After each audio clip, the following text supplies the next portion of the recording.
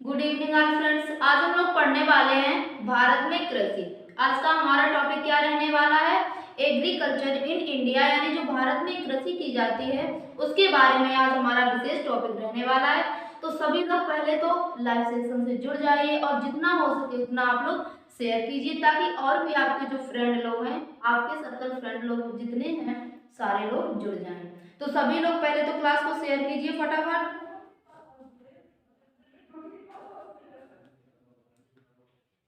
तो चलिए जल्दी से क्लास को प्रारंभ करते हैं। सभी लोग एक बार जल्दी से शेयर लगा के आइए क्लास को।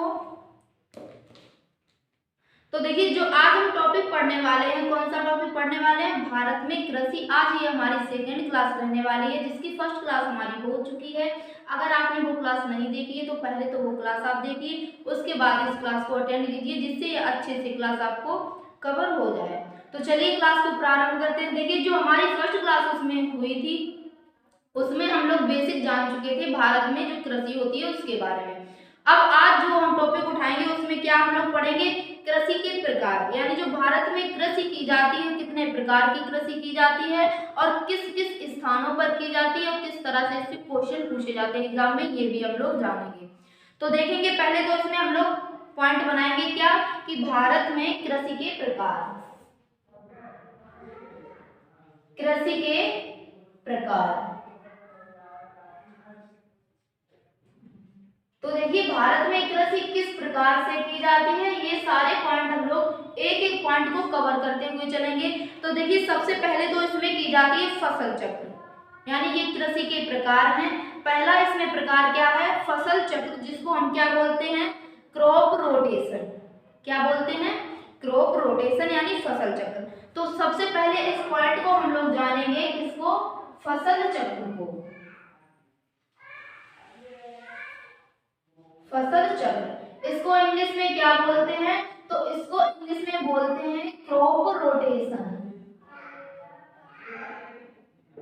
क्या बोलते हैं? Crop rotation. अब देखिए जो फसल चक्र है ये कृषि किस प्रकार से की जाती है?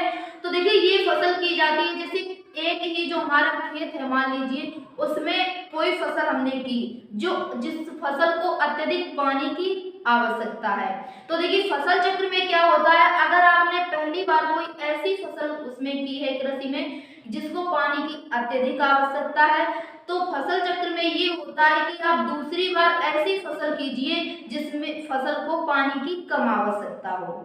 क्या?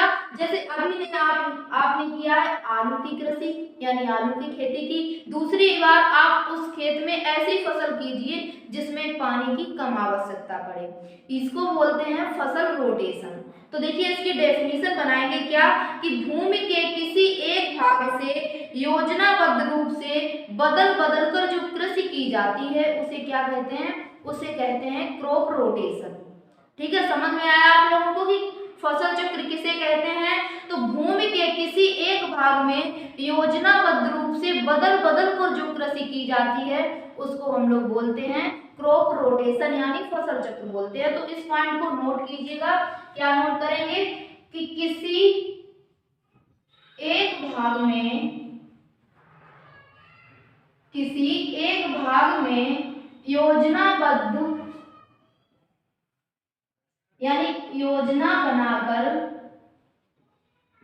योजनाबद्ध रूप से, योजनाबद्ध रूप से बदल बदल कर, बदल बदल कर जो कृषि की जाती है उसको क्या बोलते हैं? उसको बोलते हैं क्रॉप रोटेशन बोलते हैं। ठीक है, कृषि की जाती है उसे क्रॉप रोटेशन बोलते हैं। तो ये हो गई इसकी डेफिनेशन किसकी? फसल चक्र की। किसे कहते हैं?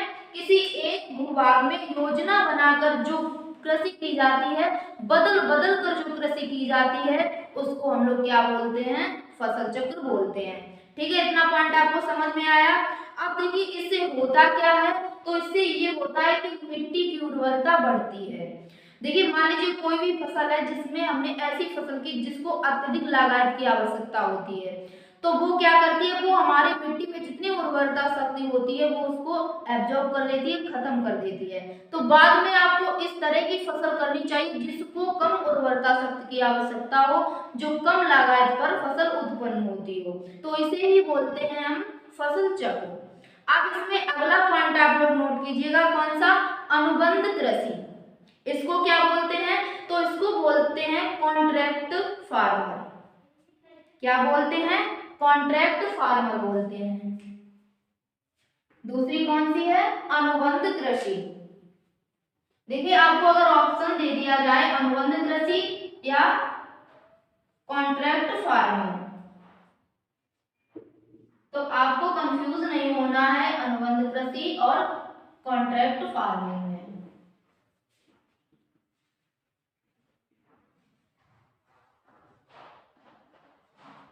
कॉन्ट्रैक्ट फार्मिंग, अब देखिए इस फसल में क्या होता है, ये फसल किस प्रकार से की जाती है, तो देखिए इसमें होता है कि इस फसल में कॉन्ट्रैक्टर, क्या होता है, इस फसल में कॉन्ट्रैक्टर तथा किसान दोनों के बीच में एक समझौता होता है।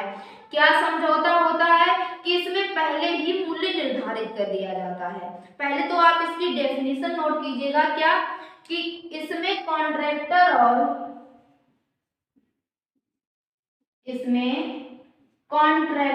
और किसान के मध्य, किसके मध्य, और किसान के मध्य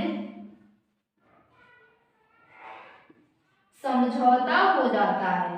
क्या होता है, समझौता कर लेते हैं, यानी जो कॉन्ट्रैक्टर होता है और किसान होता है, ये दोनों क्या करते हैं, समझौता कर लेते हैं और फसल का पहले ही मूल्य निर्धारित कर देते हैं, और फसल का पहले ही मूल्य निर्धारित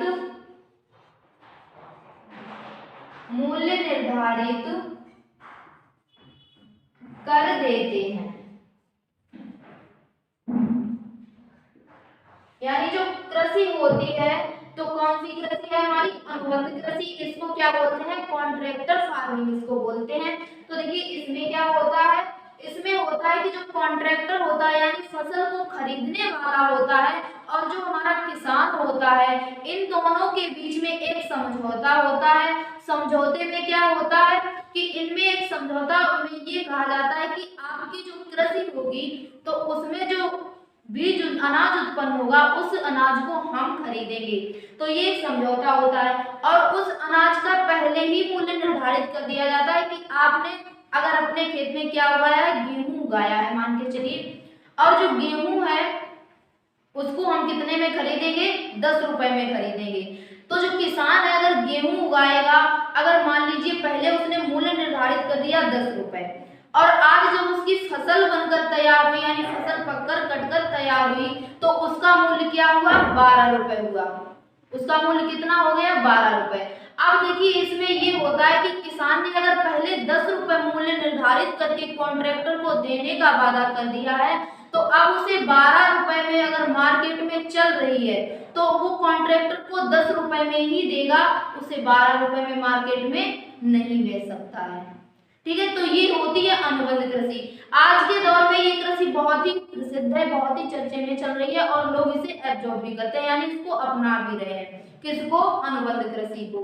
तो देखिए इसमें क्या होता है, जो कॉन्ट्रैक्टर और फार्मर होता है इनके बीच में समझौता होता है और पहले ही मूल्य डिसाइड कर दिया जाता है, तो ये होती है अनुबंध कृषि।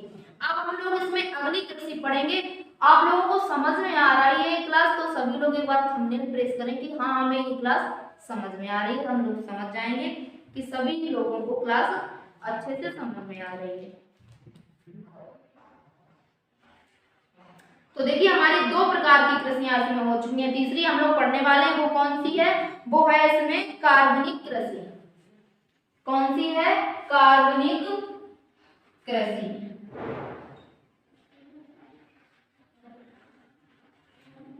कार्बनिक कृषि, तो देखिए इस कृषि में क्या होता है, इसमें ये होता है कि कार्बनिक खेती उसे कहा जाता है जो बिना किसी रासायनिक खाद्य पदार्थ के, कीटनाशकों के बिना की जाती है।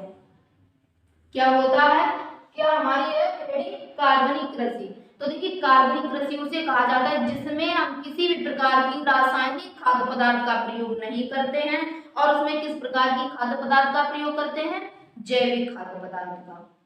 जैविक खाद्य पदार्थ कैसी होती है, जिसमें हम इसमें जानवरों के जो अवशेष होते हैं इनका वो होता है रॉ मटेरियल, उसको हम लोग डालते हैं, तो वो क्या होती है, जैविक खाद्य पदार्थ होती है। ठीक है, तो और जो हमारी रासायनिक खाद्य पदार्थ होती है वो अलग केमिकल वगैरह डाल के बनाई जाती है, इसलिए जो वो कृषि उसमें वो रासायनिक खाद्य पदार्थ नहीं डाला जाता है, तो वो कौन सी कृषि कहलाती है, कार्बनिक कृषि कहलाती है। इसको इंग्लिश में हम लोग क्या बोलते हैं, organic farming. Organic farming, organic farming बोलते हैं। तो इसमें सभी लोग नोट कीजिएगा क्या बनेगा कि कार्बनिक खेती उसे कहा जाता है, कार्बनिक खेती, कार्बनिक खेती उसे कहा जाता है, उसे कहा जाता है जिसमें जिसमें क्या होता है, रासायनिक खाद्य पदार्थ का प्रयोग नहीं किया जाता है। रासायनिक खाद्य पदार्थ का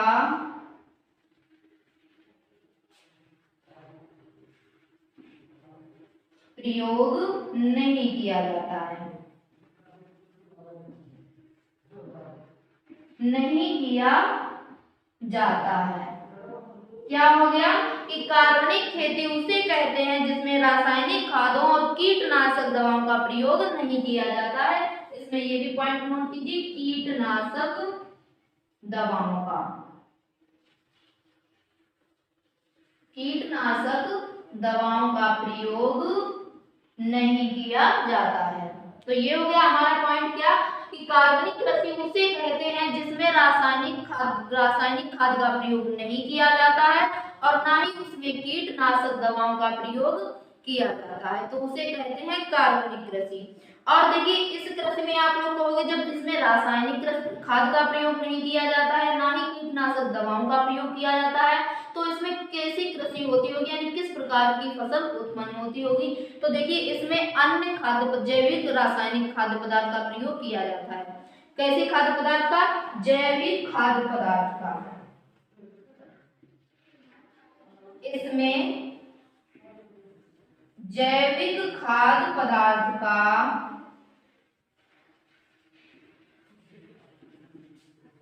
प्रयोग किया जाता है, जैविक खाद का प्रयोग किया जाता है। ये पॉइंट आप लोगों को समझ में आया कि जैविक खाद्य पदार्थ का प्रयोग किस कृषि में किया जाता है, तो कार्बनिक कृषि में किया जाता है। अब देखिए इसमें एक और हमारा क्वेश्चन इंपॉर्टेंट बनेगा क्या कि जैविक खाद्य पदार्थ वाला पहला राज्य कौन सा बना जो पूर्ण रूप से जैविक खाद्य पदार्थ पर निर्भर है, यानी वो अपनी कृषि में रासायनिक खाद्य पदार्थों का प्रयोग नहीं करता है, रासायनिक खाद और कीटनाशक दवाओं का प्रयोग नहीं करता है। तो पूर्ण रूप से जैविक खाद्य पर निर्भर कौन सा राज्य बना है, तो वो राज्य बना है सिक्किम। कौन सा राज्य है, सिक्किम। नोट कीजिएगा इसको कि सिक्किम पूर्ण जैविक राज्य बन गया है। कैसा राज्य बन गया है, पूर्ण जैविक राज्य बन गया है। कौन सा राज्य है हमारा, सिक्किम, और इसकी राजधानी क्या हो जाएगी, गंगटोक। इसे भी आप देखिए जो राज्य और राजधानी होते हैं अगर आप कहीं से भी पढ़िए तो इस पॉइंट को अवश्य नोट कीजिए। उसकी राजधानी एक बार अगर कोई बता रहा है या आपको याद आ रही है तो उसे एक बार बोलने की जरूर कोशिश कीजिए। इससे आपको सारी जो राजधानी है यानी जो हमारी कैपिटल है वो आपको सारी याद हो जाएंगी। तो देखिए जो हमारा राज्य बना है वो कौन सा हो जाएगा, सिक्किम राज्य बना है जो पूर्ण जैविक राज्य बन चुका है। तो देखिए ये हमारी कंप्लीट हो गई इसकी परिभाषा रासायनिक कार्बनिक कृषि की यानी ऑर्गेनिक फार्मिंग की। कृषि ये किस प्रकार से होती है, इसमें रासायनिक खाद्य पदार्थों का प्रयोग नहीं किया जाता है, ना ही कीटनाशक दवाओं का प्रयोग किया जाता है, इसमें जैविक खाद्य पदार्थों का प्रयोग किया जाता है। अगला इसमें हम लोग पढ़ेंगे कौन सी कृषि है, वो है इसमें झूम कृषि। कौन सी है, इसको हम लोग हटा देते हैं।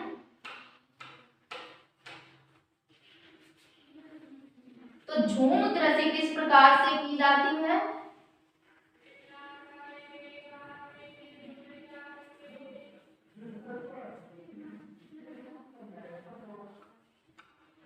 कौन सी कृषि हम लोग पढ़ेंगे? झूम कृषि। ये हमारी चौथी कृषि हो जाएगी, चौथे प्रकार झूम कृषि। तो देखिए ये कृषि, इसकी डेफिनेशन क्या बनेगी? इसमें बनेगी यह कृषि प्रायः पूर्वोत्तर राज्यों में की जाती है। ये कृषि कहाँ की जाती है? यानी भारत के पूर्वोत्तर राज्यों में की जाती है तथा इस खेती के बिना इसमें पहले पेड़ पौधे होते हैं। क्या होते हैं? जो ये झूम कृषि की जाती है इसमें पेड़ पौधे होते हैं। अब देखिए जहां पर ये पूर्वोत्तर राज्यों में अधिक पेड़ पौधे पाए जाते हैं तो उन पेड़ पौधों को काटकर अलग कर दिया जाता है, वहां पर कृषि की जाती है।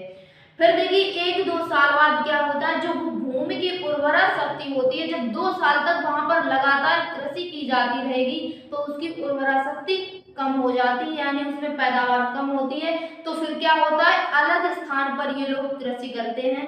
तो जब अलग पेड़ पौधों को हटाकर वहां पर कृषि करने लगे तो 2-3 साल बाद वहां पर भी उर्वरा शक्ति कम हो जाती है और अलग कृषि के लिए स्थान ढूंढते हैं। इसलिए इस फसल को और किस नाम से जानते हैं? तो स्थानांतरित कृषि भी इसको बोलते हैं। किस कृषि को? झूम कृषि जो होती है इसी कृषि का नाम क्या है? स्थानांतरित कृषि। तो पहले तो इसमें नोट कीजिएगा, क्या नोट करे हुए? यह कृषि प्रायः पूर्वोत्तर राज्यों में की जाती है। यह कृषि प्रायः पूर्वोत्तर राज्यों में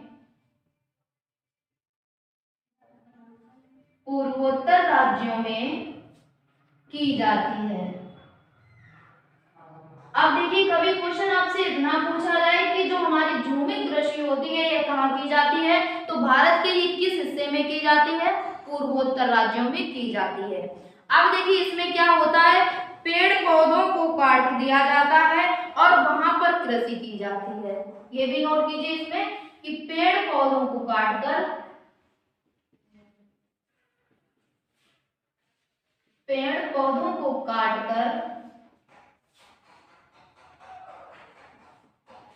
उसके स्थान पर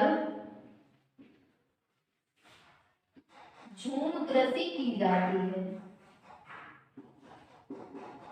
झूम कृषि की जाती है।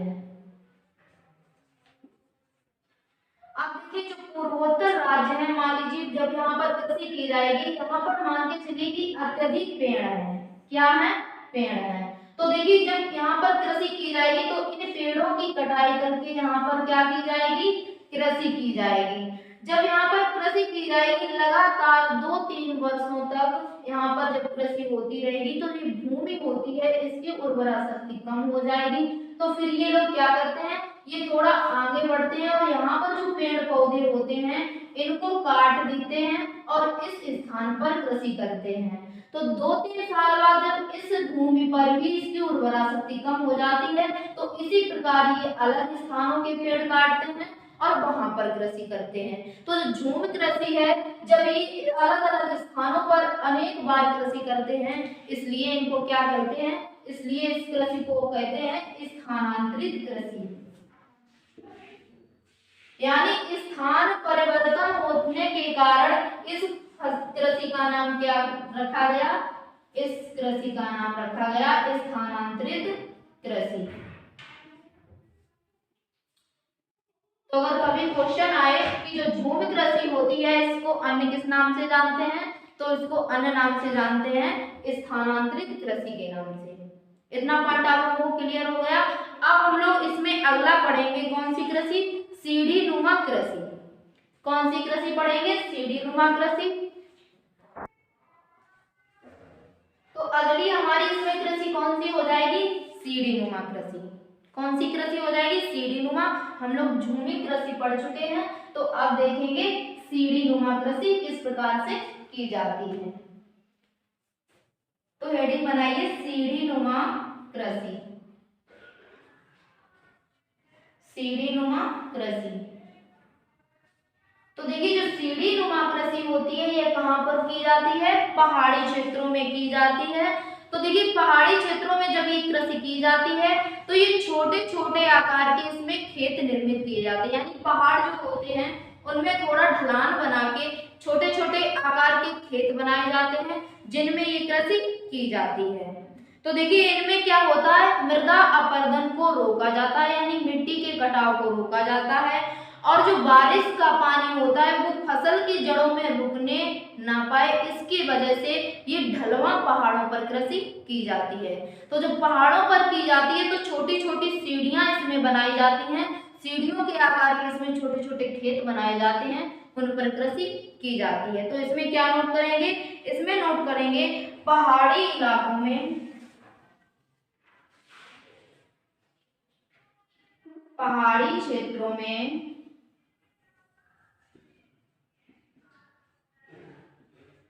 पहाड़ों पर सीढ़ी के आकार के, किसके आकार के, यानी जो हमारी सीढ़ियां होती हैं तो सीढ़ी के आकार के, सीढ़ी के आकार के छोटे छोटे खेत बनाए जाते हैं, छोटे छोटे खेत बनाए जाते हैं, जिससे क्या होता है, मृदा अपरदन को रोका जाता है, मृदा अपरदन को रोका जाता है तथा बारिश का पानी, किसका पानी, यानी जो बरसात होती है उसका पानी फसल की जड़ों में नहीं रुकता है, फसल की जड़ों में नहीं रुकता है।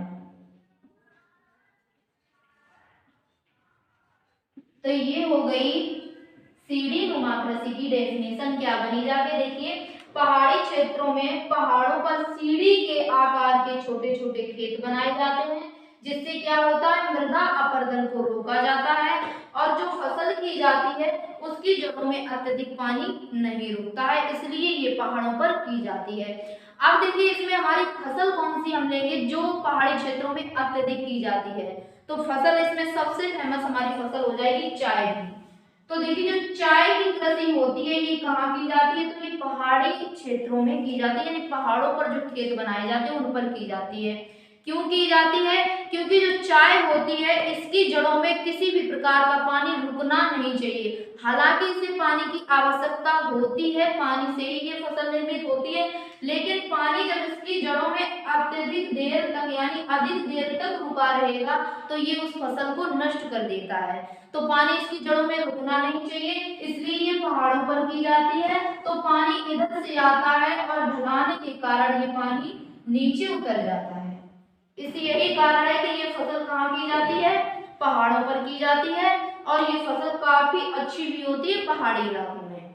तो ठीक है, सबसे इसका प्रसिद्ध उदाहरण, इसका सबसे बेस्ट उदाहरण कौन सा है, चाय की खेती, सीढ़ी नुमा जो फसल है उसमें की जाती है। अब देखिए इसमें हम लोग अगला पॉइंट पढ़ेंगे, क्या, ये हमारे कृषि के प्रकार कंप्लीट हो गए। इसमें कितने प्रकार हो गए, तो इसमें देखिए शुरुआत से हमारे प्रकार हो गए फसल चक्र, अनुबंध कृषि, झूम कृषि, कार्बनिक कृषि, सीढ़ी नुमा कृषि। ये हम लोग 4-5 प्रकार इसके पढ़ चुके हैं, 4-5 टाइप से इसे देख चुके हैं जो कृषि की जाती है। अब इसमें अगला हम लोग पढ़ेंगे विभिन्न कृषि क्रांतियां, यानी जो भारत की कृषि है, कृषि में विभिन्न क्रांतियां हुई थी, तो कौन कौन सी क्रांति कब कब हुई ये हम लोग डिटेल से पढ़ेंगे। तो सबसे पहले तो इसमें एक मोटी हेडिंग बनाइए, क्या, कि कृषि से संबंधित क्रांतियां,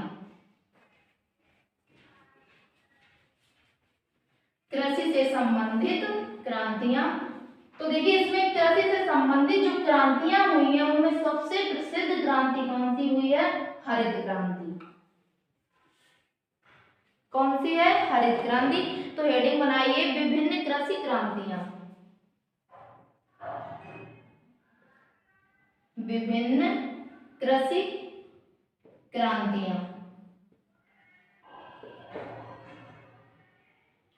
तो देखिए कृषि से संबंधित क्रांतियां हुई, उनमें क्या हुआ, तो हरित क्रांति कृषि उत्पादन के लिए बहुत ही महत्वपूर्ण भूमिका निभाती रही है। कौन सी? हरित क्रांति। कृषि के उत्पादन को बढ़ावा देने के लिए इसकी भूमिका अधिक रही है। तो ये हरित क्रांति है, ये लागू की गई थी। इस नीति के तहत अनाज उगाने के लिए प्रयुक्त पारंपरिक बीजों का प्रयोग किया गया। जो हरित क्रांति है जब ये लागू की गई तो इसमें क्या किया गया? इसमें प्रयुक्त पारंपरिक बीजों के स्थान पर, यानी जो पहले से बीज बोते आ रहे थे हम लोग, उनके स्थान पर उन्नत किस्म के बीज बोए जाते रहे। उनके स्थान पर कौन से बीज बोए गए? उन्नत किस्म के, यानी हाइब्रिड बीजों का बोना प्रारंभ हुआ। तब इसमें उन्नति आई, यानी जो हरित क्रांति थी इसमें पारंपरिक बीजों की जो बुआई होती थी उनके स्थान पर नए किस्म के बीज आए, और जब वो बोए गए, जब हमारी फसल हुई तो अत्यधिक हमारी मात्रा में अच्छी फसल हुई। तो देखेंगे इसमें हमारे भारत में जो हरित क्रांति हुई थी उसके बारे में भी हम लोग पढ़ेंगे। पहले तो नॉर्मल जान लेते हैं हरित क्रांति के बारे में। तो देखिए जो हरित क्रांति है ये कब प्रारंभ? तो देखिए जो कृषि में क्रांतियां हुई थी इनमें सबसे प्रसिद्ध एक क्रांति हुई थी। कौन सी क्रांति? हरित क्रांति।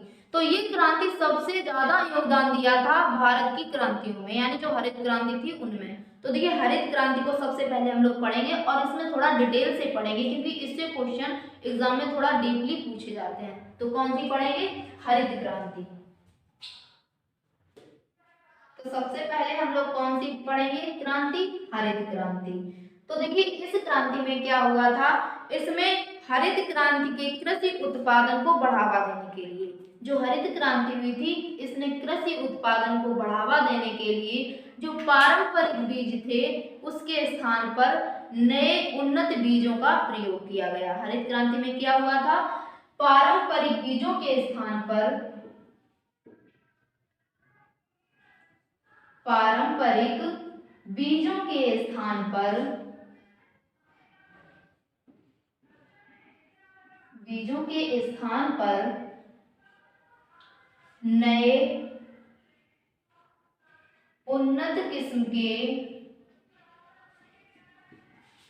नए उन्नत किस्म के बीजों का प्रयोग किया गया।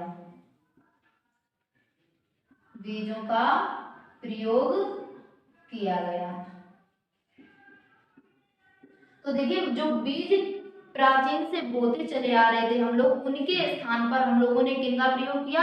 नए उन्नत किस्म के बीजों का प्रयोग किया। तो देखिए इसमें आगे हम लोग पढ़ेंगे क्या कि हरित क्रांति का प्रारंभ कब हुआ था, यानी हरित क्रांति कब प्रारंभ हुई थी। तो देखिए इसमें इस पॉइंट को आप अच्छे से इंपॉर्टेंट में नोट कीजिएगा क्या कि हरित क्रांति प्रारंभ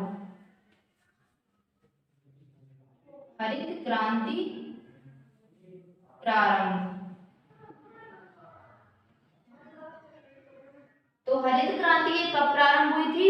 1965 में हरित क्रांति प्रारंभ हुई थी। कब? 1965। तो देखिए 1965 में ये प्रारंभ हुई, लेकिन सबसे पहले किन देशों में प्रारंभ हुई? तो अमेरिका और मैक्सिको, दो देश ऐसे हैं जहां पर हरित क्रांति सबसे पहले प्रारंभ हुई। देश भी आप नोट कीजिए, क्वेश्चन में कभी दे दिया जाए कि हरित क्रांति किन देशों में सबसे पहले प्रारंभ हुई, तो देश हैं अमेरिका,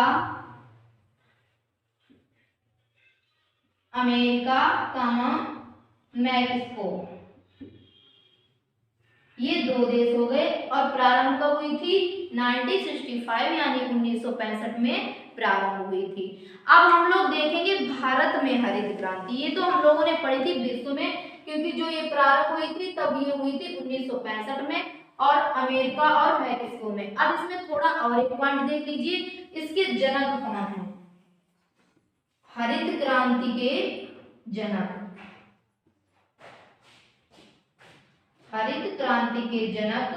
तो हरित क्रांति के जनक कौन है? सभी लोग एक बार इस क्वेश्चन का रिप्लाई करें, क्योंकि ये क्वेश्चन पॉपुलर है। इस क्वेश्चन को सभी लोगों को आना चाहिए, यानी सभी लोगों को ये क्वेश्चन आना चाहिए।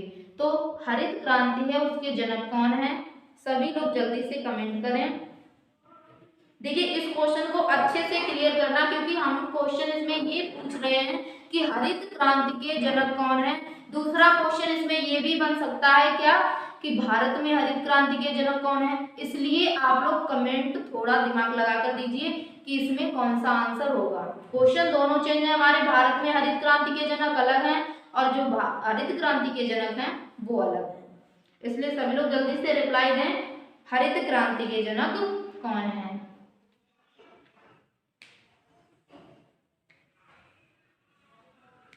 तो हरित क्रांति के जनक कौन है, सभी लोगों के रिप्लाई आ चुके हैं जल्दी से। कौन है, नॉर्मन बोरलॉग। सभी लोगों के आंसर आए हैं क्या, नॉर्मन बोरलॉग है।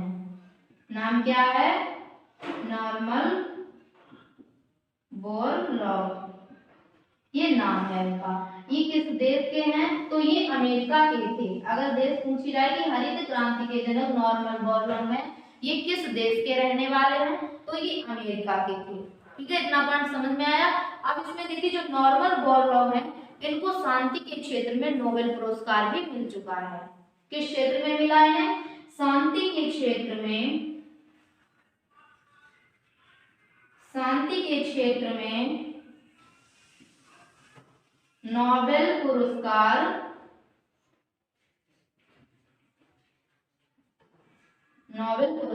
प्राप्त कर चुके हैं। किनको प्राप्त हुआ, नॉर्मन बोरलॉग को। तो देखिए ये थी विश्व में हरित क्रांति, किसमें हम लोगों ने पढ़ी, विश्व में। विश्व में कब प्रारंभ हुई थी, 1965 यानी 1965 में प्रारंभ हुई थी। कौन से देश थे जिनमें सर्वप्रथम प्रारंभ हुई थी, तो अमेरिका और मैक्सिको यानी यूएसए और मैक्सिको, इन देशों में प्रारंभ हुई थी। हरित क्रांति के जनक कौन थे, तो नॉर्मन बोरलॉग ये हरित क्रांति के जनक थे। किस देश के रहने वाले थे, तो अमेरिका देश के रहने वाले थे। अब हम लोग पढ़ेंगे भारत में हरित क्रांति। ठीक है, ये थी विश्व में, अब हम लोग कहां पर पढ़ेंगे, भारत में हरित क्रांति। इसको साफ कर लीजिए और अच्छे से पॉइंट सारे नोट कीजिए आप लोग। भारत में हरित क्रांति, यहाँ पर क्या लगा दीजिए, भारत में, यानी इंडिया में जो हरित क्रांति हुई थी उसके बारे में हम लोग डिटेल से पढ़ने वाले हैं। तो देखिए हरित क्रांति के जनक भारत में कौन है। अभी तो हम लोगों ने क्या बताया था कि अभी तो हम लोगों ने आंसर दिया था कि जो विश्व में हरित क्रांति के जनक हैं उसका आप लोगों ने रिप्लाई दिया था। दूसरी बार आप लोग ये बताइए कि भारत में हरित क्रांति के जनक कौन है। अब की बात सभी लोगों के आंसर सही आने चाहिए, सटीक आने चाहिए आंसर कि भारत में हरित क्रांति के जनक कौन है। तो फटाफट सभी लोग रिप्लाई दें जल्दी से, भारत में हरित क्रांति के जनक।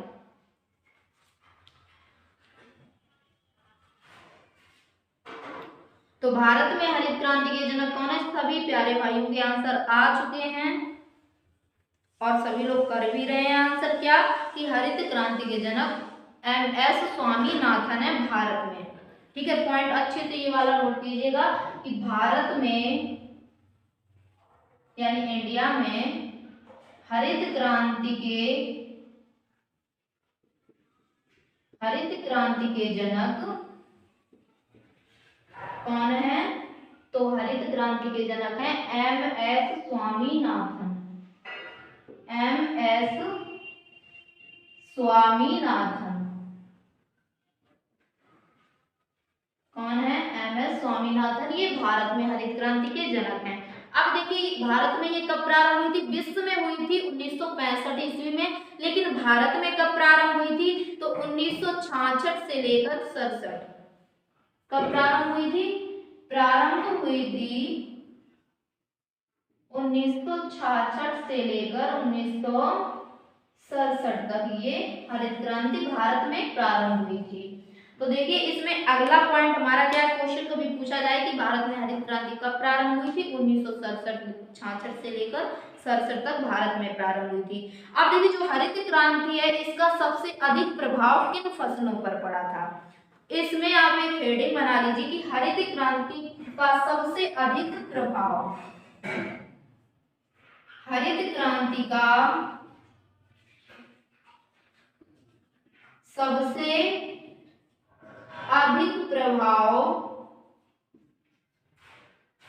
अधिक प्रभाव किन फसलों पर पड़ा, सबसे अधिक प्रभाव किन फसलों पर पड़ा? तो दो इसमें प्रमुख फसलें थी भारत में जिन पर हरित क्रांति का सर्वाधिक प्रभाव पड़ा था। कौन कौन सी फसलें थी? तो फसलें थी, पहली फसल थी गेहूं, दूसरी थी चावल। फसल कौन कौन सी हो जाएंगी? गेहूं कॉमा चावल। तो देखिए गेहूं चावल इन फसलों में सर्वाधिक बदलाव हुआ। तो इन फसलों में कितना बदलाव हुआ? तो जब हरित क्रांति भारत में प्रारंभ हुई तो गेहूं और चावल के उत्पादन में चावल का उत्पादन 3 गुना बढ़ा। चावल का उत्पादन कितने गुना बढ़ा जब हरित क्रांति प्रारंभ हो गई? तो इसके प्रभाव से चावल का उत्पादन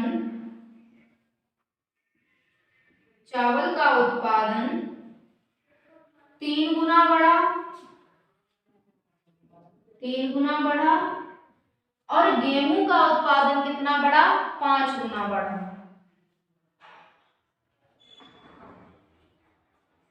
गेहूं का उत्पादन 5 गुना बढ़ा।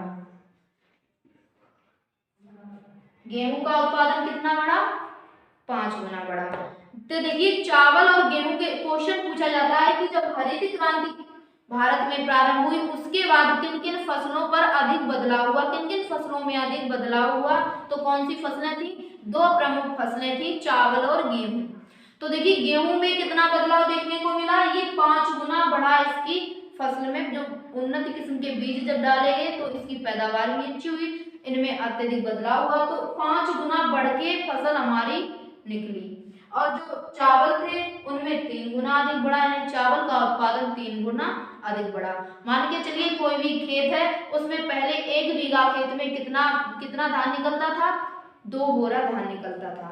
जब हरित क्रांति का प्रभाव पड़ा, जब हरित क्रांति अच्छे किस्म के बीज उसमें डाले गए तो कितना प्रभाव पड़ा? तब उसमें जब 2 निकलते थे तो 2 के 3 गुना कितने हो जाएंगे? 6 उसमें गेहूं निकलने लगे, 6 बोरा। तो ये हो जाएगा कि और जो हमारे गेहूं था, गेहूं 5 गुना बढ़ा, यानी किसी खेत में अगर 1 बोरा गेहूं निकलता था तो उसमें कितना निकलने लगा? 5 बोरा गेहूं निकलने लगा। इतना बड़ा बदलाव हुआ हरित क्रांति के बाद। तो पहले काफी अच्छी फसल नहीं होती थी, हरित क्रांति ने बहुत ही बदलाव लाया कृषि के क्षेत्र में। तो इससे हमारे देश में आर्थिक स्थिति भी मजबूत हो गई थोड़ी। अब देखिए इसमें आगे हम लोग और भी पढ़ेंगे क्या, और भी क्रांतियां हुई। तो और क्रांतियों को हम लोग इतना डिटेल से नहीं पढ़ेंगे, उसमें जो क्वेश्चन पूछे जाते हैं उस हिसाब से ही हम लोग पढ़ेंगे। तो इसमें देखिए विधिवत आप एक तरफ से सभी को नोट कीजिएगा।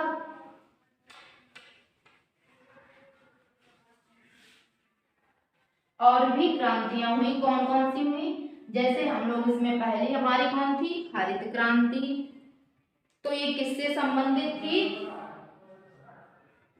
हरित क्रांति ये किससे संबंधित थी? तो ये थी खाद्यान्न उत्पादन से। किससे संबंधित थी? खाद्यान्न उत्पादन से संबंधित थी हरित क्रांति। इन पॉइंटों को आप अच्छे से नोट कीजिए। क्वेश्चन हमारा यहीं से पूछा जाता है कि हरित क्रांति किससे संबंधित थी, या फिर श्वेत क्रांति किससे संबंधित थी, या क्वेश्चन पूछा जाएगा पीली क्रांति किससे संबंधित थी, या हमारा पूछा जाएगा बादामी क्रांति किससे संबंधित थी।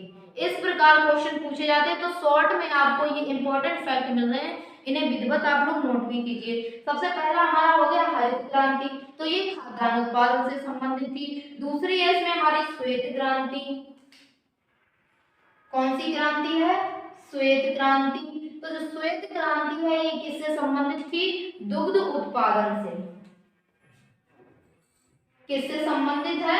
दुग्ध उत्पादन से श्वेत क्रांति संबंधित है। तो देखिए दुग्ध उत्पादन से संबंधित है श्वेत क्रांति। क्वेश्चन एक और इम्पोर्टेंट पूछा जाता है क्या, कि श्वेत क्रांति के जनक कौन है? श्वेत क्रांति के जनक कौन है? तो इसमें आप यहाँ नोट कीजिए श्वेत क्रांति के जनक। श्वेत क्रांति के जनक कौन है? तो इसके जनक हैं वर्गीस कुरियन। कौन जनक है? वर्गीस कुरियन। वर्गीस कुरियन किस क्रांति के जनक हैं? श्वेत क्रांति के जनक हैं। अब देखिए इसमें अगली क्रांति कौन सी हो जाएगी, पीली क्रांति। श्वेत क्रांति के जनक हो गए वर्गीस कुरियन, और श्वेत क्रांति किससे संबंधित थी, तो दुग्ध उत्पादन से संबंधित थी। अगली इसमें हमारी क्रांति कौन सी है, पीली क्रांति। तो ये किससे संबंधित थी, ये थी तिलहन से संबंधित। किससे है, तिलहन से संबंधित थी। अगली इसमें हमारी कौन सी क्रांति है, भूरी क्रांति। कौन सी है, भूरी क्रांति। तो भूरी क्रांति किससे संबंधित थी, ये उर्वरक से। किससे संबंधित थी, उर्वरक से, उर्वरक से। अगली इसमें हमारी है नीली क्रांति।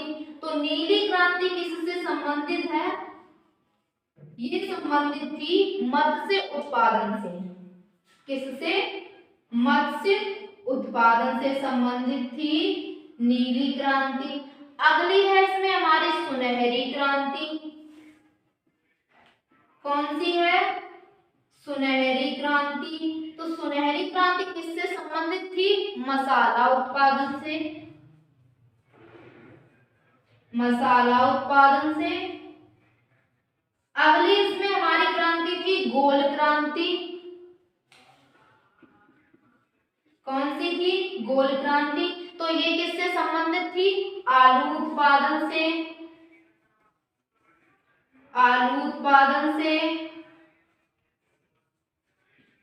किससे संबंधित थी गोल क्रांति, आलू उत्पादन से। अगला है इसमें हमारी अगली क्रांति कौन सी थी, रजत क्रांति। रजत क्रांति, तो ये किससे संबंधित थी, अंडा उत्पादन से,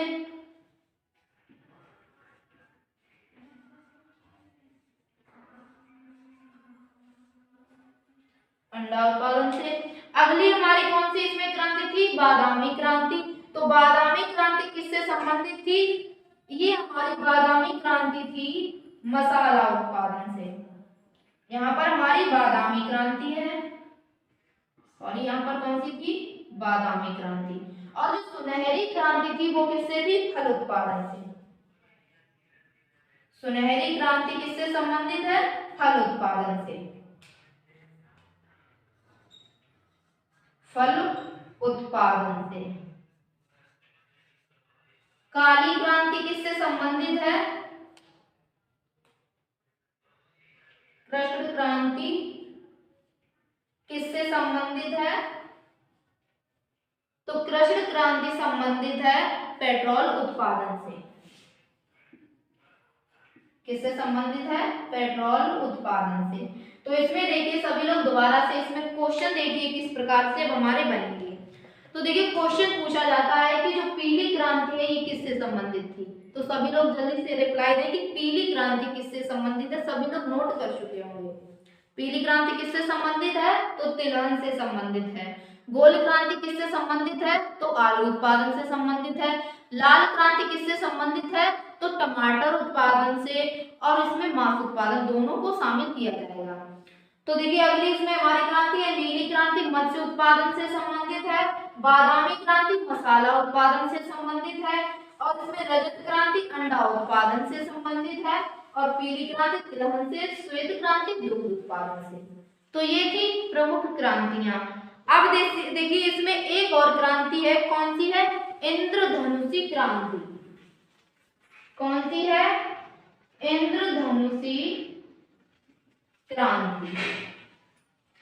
तो देखिए इंद्रधनुषी जो क्रांति है इसका उद्देश्य क्या है। तो देखा होगा आप लोगों ने कि जो इंद्रधनुष निकलता है यानी आकाश में बारिश के टाइम, उसमें आपने देखा होगा सभी कलर मिक्स होते हैं। तो देखिए इसमें हमारे कौन से हैं, पीली, नीली, भूरी, बादामी, रजत आदि सभी कलर शामिल हैं। इसलिए जो इंद्रधनुषी क्रांति है इसका उद्देश्य क्या है, सभी क्रांतियों को एक साथ लेकर चलना, ये इंद्रधनुषी क्रांति का उद्देश्य है।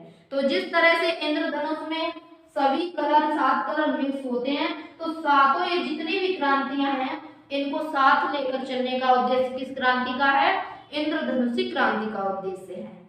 तो ये हो गई हमारी क्रांतियां कंप्लीट। अब हम लोग इसमें ये देखेंगे भारत में प्रमुख फसलें कौन कौन सी की जाती हैं और कितने % तक की जाती हैं। इसमें अगला पॉइंट हम लोग पढ़ेंगे कौन सा, भारत में प्रमुख फसलें।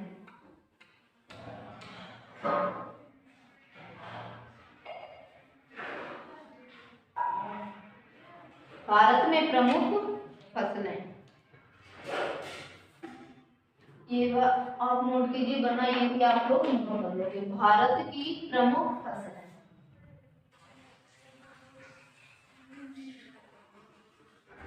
भारत की प्रमुख फसलें। तो देखिए प्रमुख फसलें कौन कौन सी हो जाएगी। सबसे अत्यधिक मात्रा में भारत में प्रमुख खाद्य फसल कौन सी है, तो भारत की प्रमुख खाद्य फसल है चावल।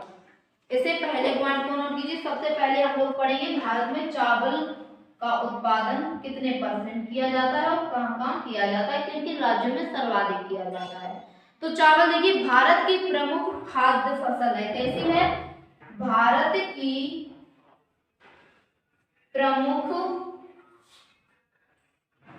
खाद्य फसल कौन सी है, तो भारत की प्रमुख खाद्य फसल है चावल। देखिए यानी अत्यधिक मात्रा में किस अनाज को हम लोग खाते हैं, तो खाद्य पदार्थ का मतलब होता है खाने के लिए जो फसल है वो सबसे अधिक कौन सी है, भारत में कौन सी खाई जाती है, चावल।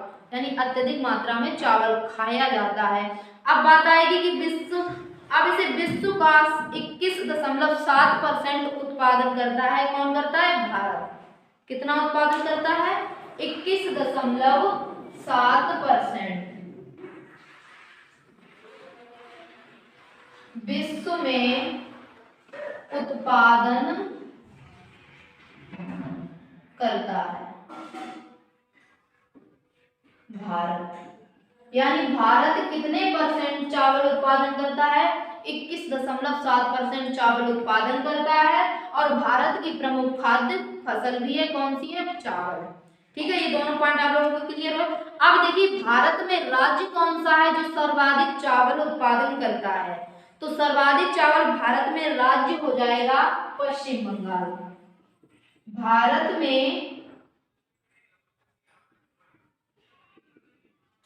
सबसे ज्यादा चावल उत्पादन राज्य, चावल उत्पादन राज्य कौन सा हो जाएगा, तो वो राज्य हो जाएगा पश्चिम बंगाल, यानी वेस्ट बंगाल, पश्चिम बंगाल।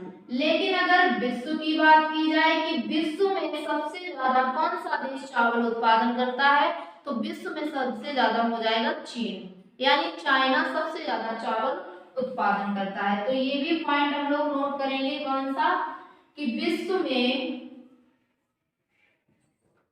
सबसे ज्यादा चावल उत्पादक देश, क्या, विश्व में सबसे ज्यादा चावल उत्पादक देश कौन सा है, तो वो देश हो जाएगा चाइना। यानी चाइना सबसे ज्यादा चावल उत्पादन करता है विश्व में। तो देखिए जो हमारा भारत है ये दूसरे नंबर पर करता है और चाइना पहले नंबर करता है। भारत में सबसे ज्यादा कौन सा राज्य चावल उत्पादन करता है, तो पश्चिम बंगाल, यानी सर्वाधिक धान कहाँ उगाया जाता है, वेस्ट बंगाल में सर्वाधिक धान उगाया जाता है। इसलिए सबसे प्राथमिकता किस राज्य को दी गई, पश्चिम बंगाल को दी गई। इसमें अब देखिए केंद्रीय चावल अनुसंधान संस्थान कहाँ है, इसमें ये पॉइंट भी नोट कीजिए, क्या, केंद्रीय चावल अनुसंधान संस्थान, केंद्रीय चावल अनुसंधान संस्थान। तो ये कहाँ है, ये पड़ता है कटक में। किस स्थान पर है, कटक में। सभी लोग पहले ये बताएं कि ये कटक स्थान है किस स्टेट में है, यानी किस राज्य में है कटक। सभी लोग फटाफट रिप्लाई दें कि कटक किस राज्य में है। तो कटक ये किस राज्य में है, उड़ीसा राज्य में है। सभी लोगों के रिप्लाई आ रहे हैं क्या, कि जो कटक है ये किस राज्य में है, उड़ीसा राज्य में। उड़ीसा की राजधानी क्या हो जाएगी? छत्तीसगढ़। और कटक जो हमारा पड़ता है ये उड़ीसा स्टेट में पड़ता है। कटक में क्या है? तो केंद्रीय चावल अनुसंधान संस्थान है कटक में। ठीक है, अब इसमें हम लोग पढ़ेंगे गेहूं। प्राथमिकता दी गई थी चावल को, दूसरी इसमें फसल हमारी कौन सी थी? गेहूं। इसको साफ कीजिएगा, फिर हम लोग पढ़ते हैं गेहूं किस तरह से किन किन राज्यों में उगाया जाता है, विश्व में कौन सा देश इसको सर्वाधिक उगाता है।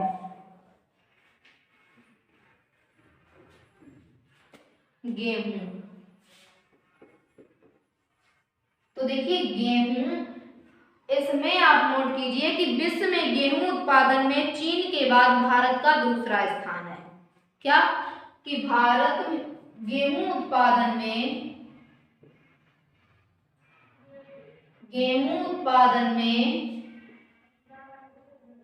चीन के बाद भारत का दूसरा स्थान है।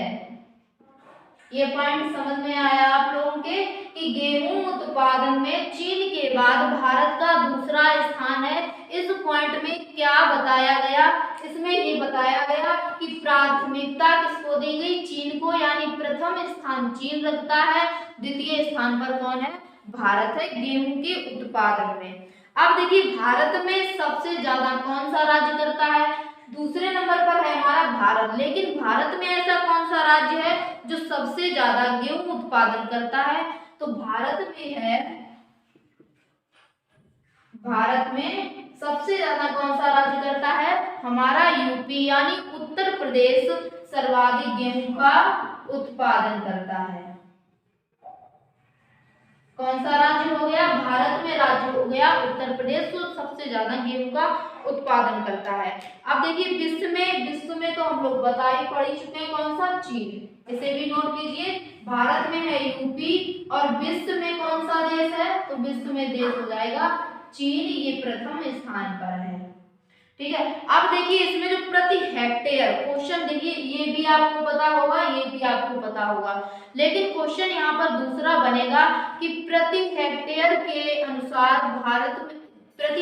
अनुसार विश्व में सर्वाधिक गेहूं उत्पादन करता कौन है? तो देखिए प्रति हेक्टेयर गेहूं उत्पादन करता अगर भारत में बात की जाए कि कौन सा राज्य है, तो भारत में राज्य हो जाएगा पंजाब। भारत में राज्य कौन सा हो जाएगा? पंजाब राज्य हो जाएगा, जो प्रति हेक्टेयर के अनुसार सर्वाधिक गेहूं उत्पादन करता है। पंजाब प्रति हेक्टेयर। अगर भारत में कौन सा राज्य करता है, तो भारत में हम लोग लगाएंगे यूपी। तो उम्मीद करते हैं कि आपको ये पॉइंट समझ में आया होगा। गेहूं उत्पादन चीन प्रथम स्थान पर है। भारत में कौन सा राज्य है? उत्तर प्रदेश राज्य है। अगर प्रति हेक्टेयर के अनुसार पूछी जाएगी तो आप कौन सा आंसर टिक करोगे? पंजाब राज्य है जो प्रति हेक्टेयर के अनुसार सर्वाधिक गेहूं का उत्पादन करता है। तो ये थी हमारी आज की क्लास कृषि से संबंधित। तो दोनों क्लासें हमारी कंप्लीट हो चुकी हैं। अगर आपको क्लास पसंद आई है तो सभी लोग क्लास को लाइक करें, शेयर करें और बेहतर तैयारी के लिए हमारे चैनल को सब्सक्राइब करें। मिलते हैं नेक्स्ट क्लास में।